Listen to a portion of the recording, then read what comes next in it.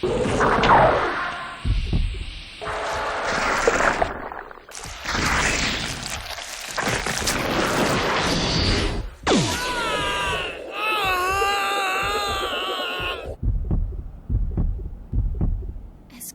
has Vaughn's blood now.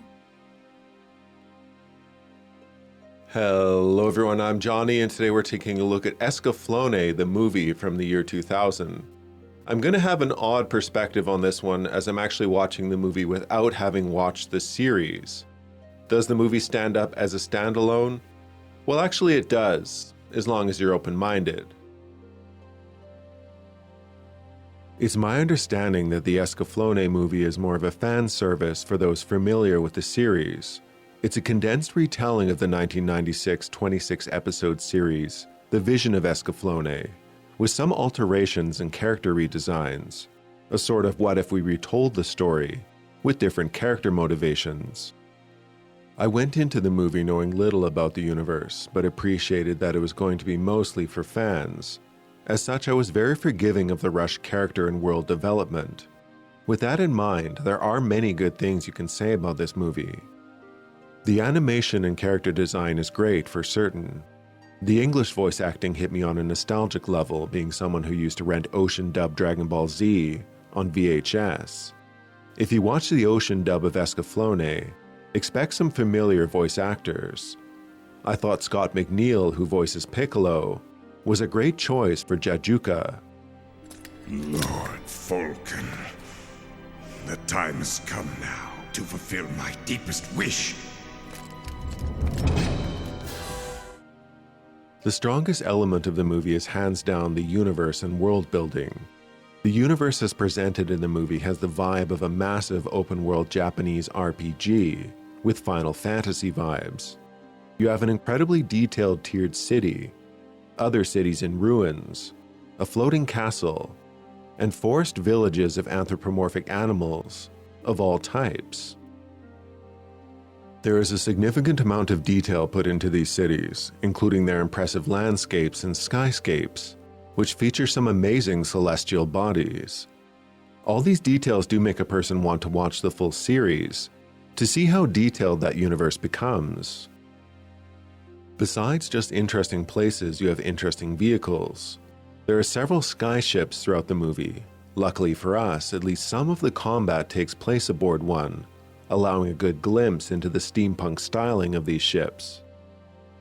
The opening battle is also where you'll get to fully appreciate the interesting combination of feudal Japanese culture and style, mixed with steam tech, an uncommon but well-appreciated merger in this anime. Lastly, the mechs called Gaimalifs don't disappoint, at least in their styling. There's no shortage of creativity and originality with these biological mech designs.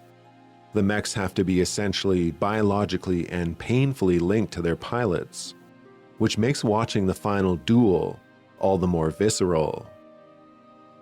The unfortunate part of the movie is that the climactic battle is a bit short, and you don't get a full sense of what these mechs are capable of.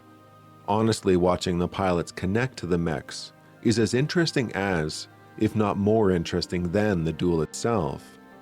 But this is the nature of compacting such a vast universe and story into such a short movie. The main downside of this anime is really the story, but again I think the story is targeted at those already familiar with the universe. A high school student named Hitomi is transplanted to another world and finds out she is a goddess, and key to summoning this powerful, biological dragon mech. Hitomi back on Earth was an angsty, depressed student feeling alienated and alone, which becomes kind of a theme of the movie.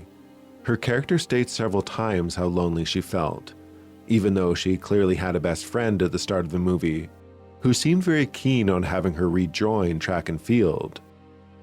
Anyway, she's transported to this new fantasy world from our Earth, which seems to cause her stress for all of 2 minutes, before she decides to fall in love with the other protagonist, Lord Van, who threatened to kill her pretty quickly, with minimal cause at the start of the movie. It's further never explained why Hitomi is a goddess, or why this reality's goddess is on our Earth. Being an anime dude from the 90s though, I am extremely forgiving of this, as literally about half of all anime at the time was centered around transplanting or giving secret powers to high school students who didn't fit in at school. And I suppose as anime 90s kids, we all related to this. Lastly, development of the antagonists and the source of the conflict is weak. Lord Falcon, Van's brother, wants to basically destroy the planet, a sort of evil for evil's sake character, a proper psychopath. But again, these are all sort of what-ifs from the TV show, so it's all very forgivable in this context. Really, the best way to watch this movie is just to cruise through the styling of each scene and let your imagination run wild, because the universe is just so very well done.